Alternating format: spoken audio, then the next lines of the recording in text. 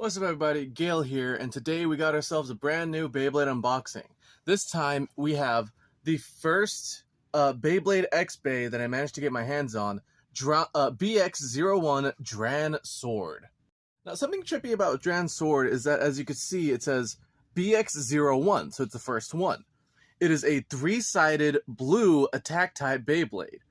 With the knowledge of Valkyrie and Pegasus, this just screams main character's Bey, right? Well, you look on the back here, we see this little blue-haired guy. I think his name was something X-Cross. I'm not sure if that's his nickname or his real name. That's not the main character of the show. He's actually the supporting side character of the show. The main character is the little red guy. I think I'll put him up on screen right here. So over here we can see the parts, the blade, DranSword.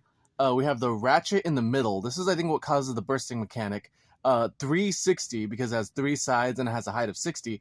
And then lastly, the bit, flat, which from my if you can see the little divot on the inside, that little divot kind of implies that it's more so like a whole flat than a normal flat. But secondly, it's freaking giant. I think it's bigger than any other flat tip I've seen so far, except for maybe Extreme Flat from MFB. So here before we have the same three parts that we showed.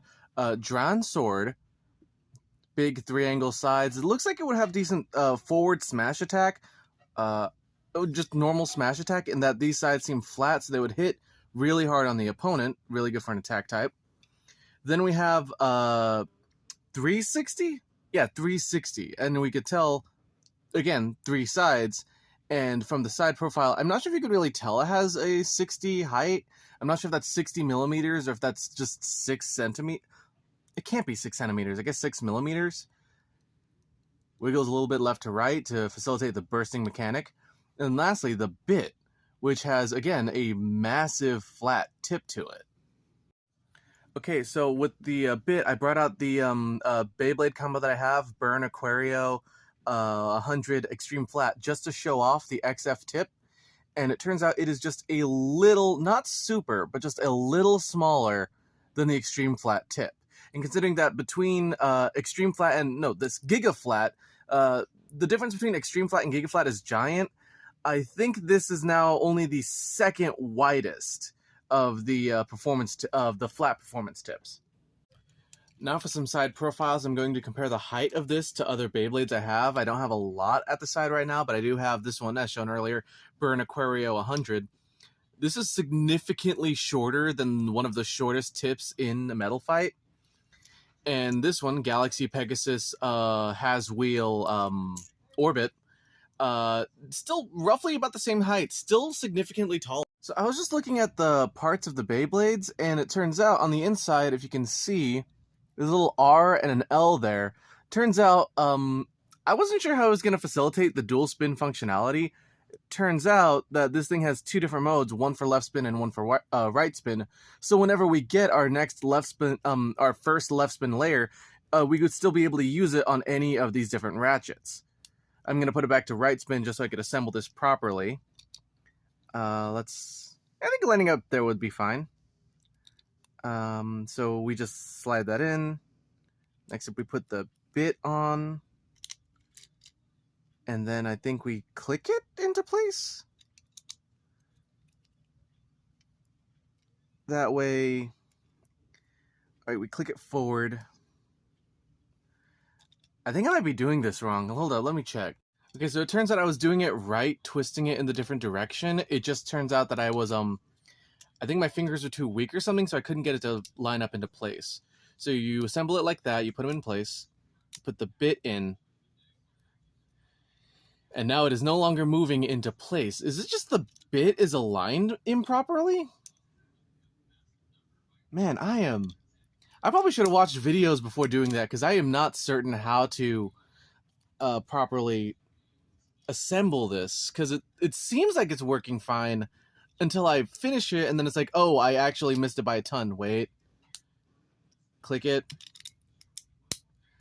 I feel foolish. You gotta click it in place and then put the bit in.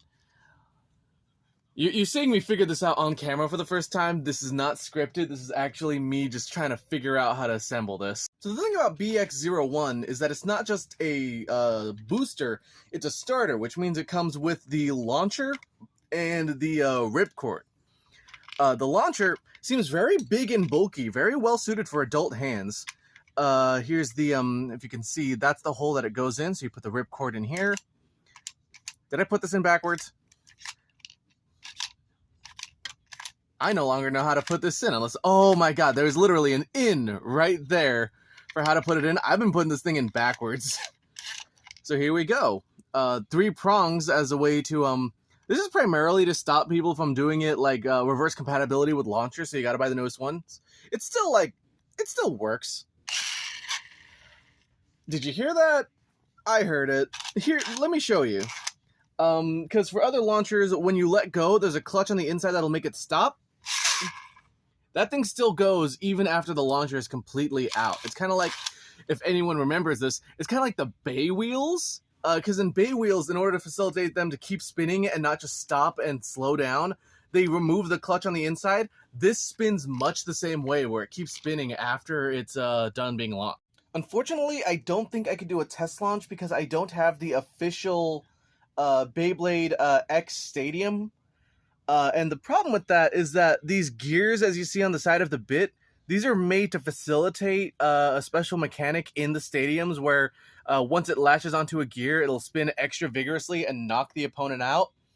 And because I don't have that, I can't show off the mechanic, so I'm not sure if I could do a proper looking or proper feeling test launch.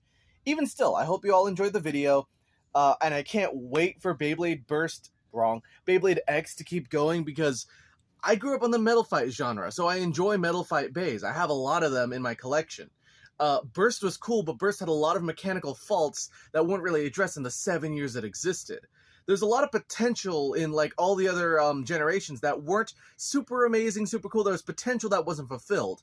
And with the way X looks, with the way X seems to be performing, I think it might live up to those expectations, because it's got the same burst mechanics, same metal contact points, things that I didn't think would work together, but they actually do. And as you can see with the bits on the side, they can actually facilitate stadium mechanics, something that seemingly only Hasbro has been doing for the longest time, something that TT hasn't really started engaging in until the end of Burst, with the DB Stadium, the Dash Stadium, and like in the anime, all the Hasbro stadiums.